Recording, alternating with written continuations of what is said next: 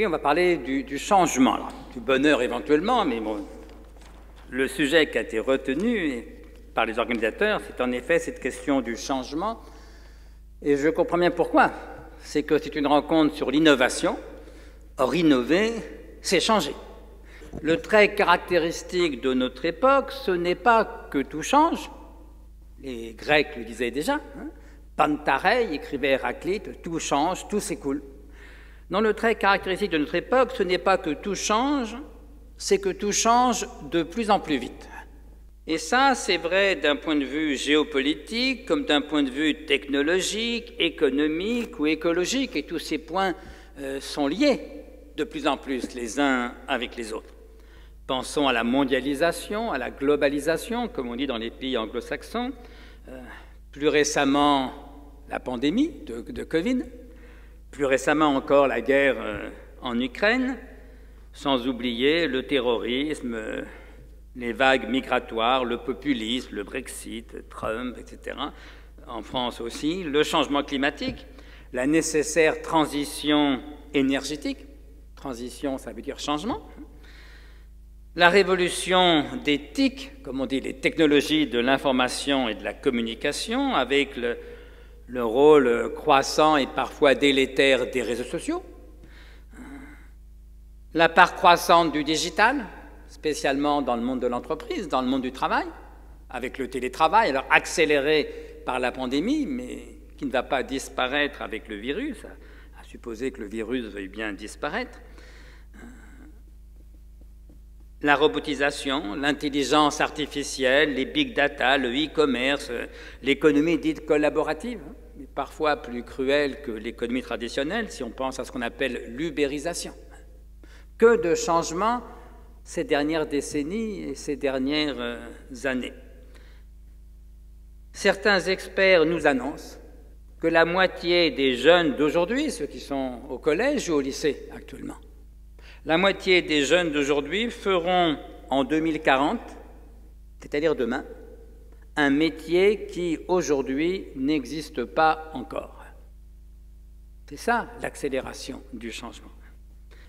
Avec cette question qui nous taraude et qui au fond résume toutes les autres, qui d'ailleurs est apparue dans les deux tables rondes, tout change de plus en plus vite, oui, mais pour aller où ?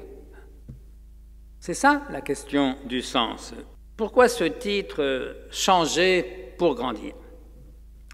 Parce qu'à force de fréquenter les chefs d'entreprise, les managers, et c'est pour eux d'abord que j'ai préparé cette conférence, j'ai fini par comprendre que les managers sont tellement convaincus qu'il faut changer, et là-dessus ils ont raison bien sûr, mais ils sont tellement convaincus qu'il faut changer qu'ils oublient parfois de se demander pourquoi il faut changer. Comme si le changement était une fin en soi, comme s'il fallait changer pour changer. Bien sûr que non. Il ne s'agit pas de changer pour changer. On ne va quand même pas faire l'apologie du zapping, de l'inconstance, de l'infidélité, de l'instabilité. Bref, méfions-nous de cette mode managériale, comme de toutes les modes, qui veut célébrer le changement pour le changement. J'ai entendu un jour dans un colloque un chef d'entreprise nous dire exactement ceci: « Tout va bien dans mon entreprise. Il faut que je change quelque chose. » Il faut changer, disent-ils. Changer donc d'amis tous les 15 jours, changer donc d'idées comme de chemise. C'est ça la civilisation, la société qu'on nous propose. Changer donc d'entreprise, changer donc de métier. Je voudrais développer ce thème autour de 3 points de vue différents. Un point de vue métaphysique ou ontologique, ontos en grec ça veut dire l'être, un point de vue qui porte sur l'être. Deuxièmement, un point de vue anthropologique qui porte sur l'être humain, anthropos. Et enfin, un point de vue pratique ou pragmatique qui porte sur l'action. Tout change toujours. L'être est devenu. François Julien illustre souvent cette opposition entre l'Occident et l'Orient par la comparaison du jeu d'échecs, que je maîtrise mal mais auquel je joue un peu, où il s'agit d'atteindre l'échec et mat, où plus rien ne bouge, c'est fini. Avec le jeu de Go, où il s'agit au contraire d'occuper des lieux, des stratégies toujours évolutives, toujours changeantes. Vous avez pu vous baigner samedi après-midi dans le Doubs, vous revenez le dimanche après-midi, vous baignez à nouveau dans le Doubs. Oui, sauf qu'il n'y a pas une seule goutte d'eau qui soit la même entre le samedi après-midi et le dimanche après-midi. Vous me direz, c'est toujours le Doubs. On l'appelle toujours le Doubs. Le nom est le même, mais l'eau n'est pas la même. Il n'y a pas une seule molécule d'eau qui soit la même. Le nom est le même, l'eau n'est pas la même. Oui, mais ce n'est pas dans le nom qu'on se baigne, c'est dans l'eau. Et donc, quand Héraclite dit « on ne se baigne jamais deux fois dans le même fleuve », ce n'est pas une métaphore, c'est une vérité stricte.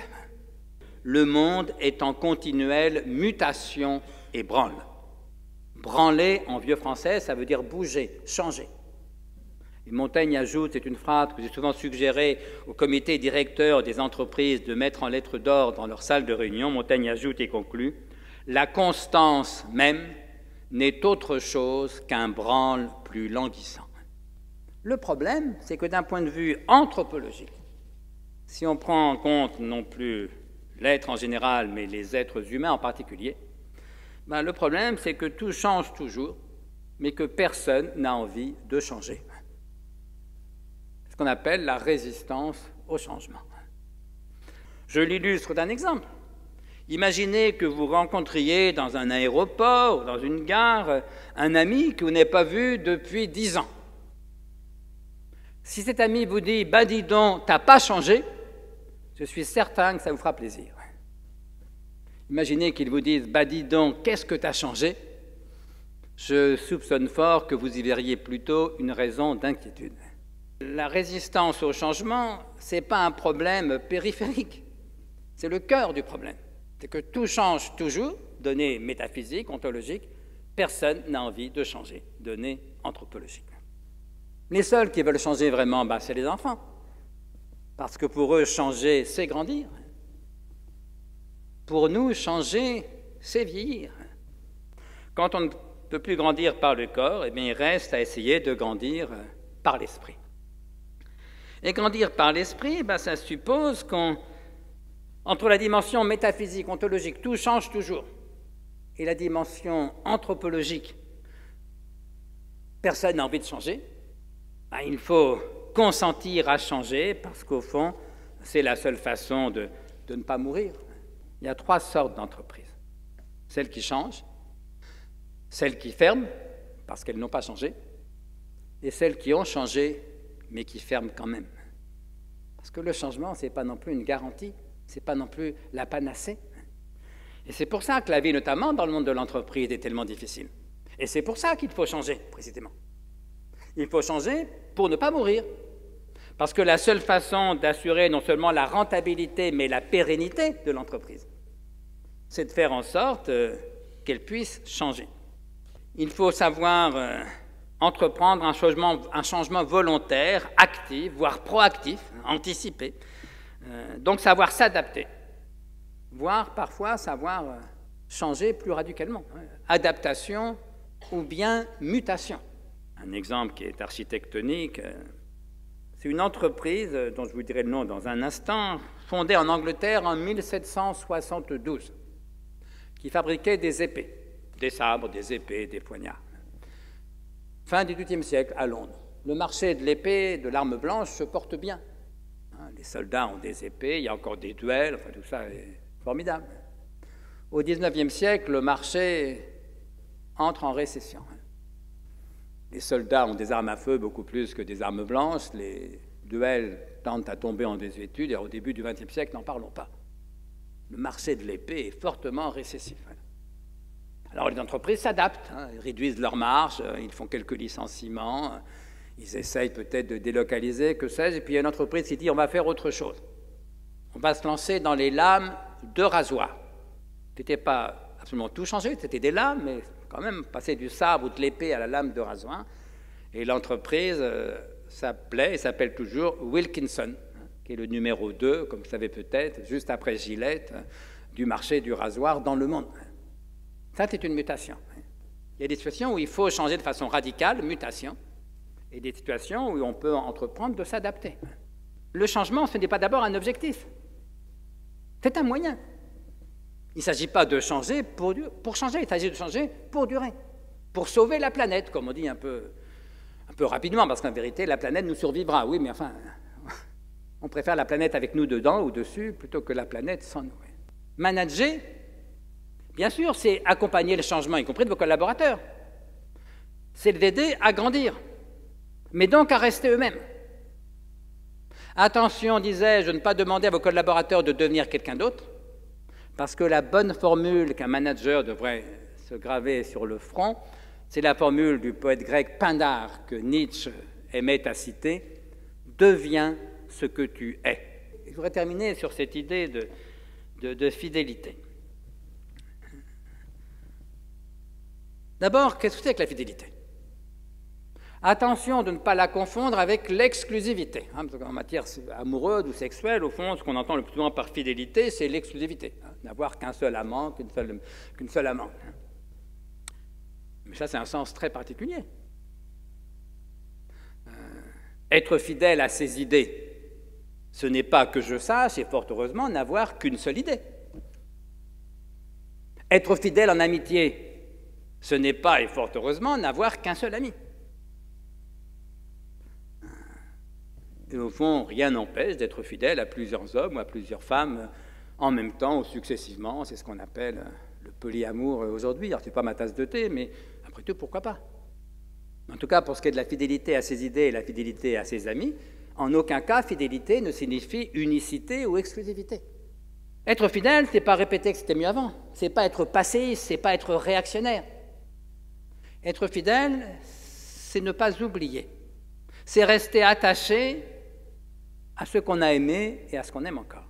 Parce que la seule façon d'être vraiment fidèle à ce qu'on a reçu, c'est évidemment de le transmettre.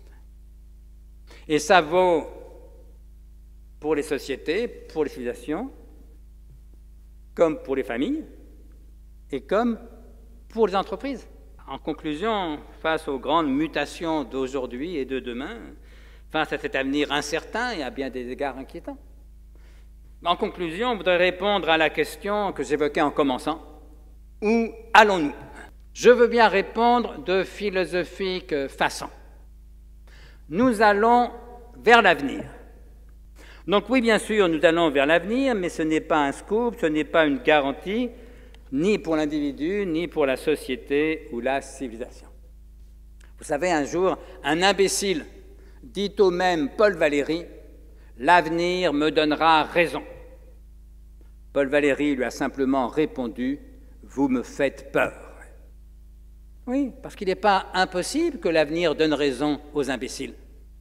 Ça ne prouvera pas que les imbéciles étaient intelligents, ça prouvera simplement que l'avenir a mal tourné. Et je ne peux pas vous garantir le contraire. Mais ce qui veut dire du même coup que la bonne question à se poser, ça n'est pas « où allons-nous » c'est « où voulons-nous aller ?» Où voulons-nous aller? Parce que là, ça ne relève plus de la prévision ou de la prophétie, ça relève de la volonté. Ça dépend de nous. Et donc, ça relève de notre responsabilité, au moins en partie. Où voulons-nous aller? Et si je me demande où voulons-nous aller, eh bien, je ne peux pas ne pas penser à un dicton africain que j'aime beaucoup, qui dit exactement ceci: quand on ne sait où l'on va, il faut se souvenir d'où l'on vient. Du passé, ne faisons pas table rase. Le XXIe siècle sera fidèle et laïque, ou il ne sera pas. Je vous remercie pour votre attention.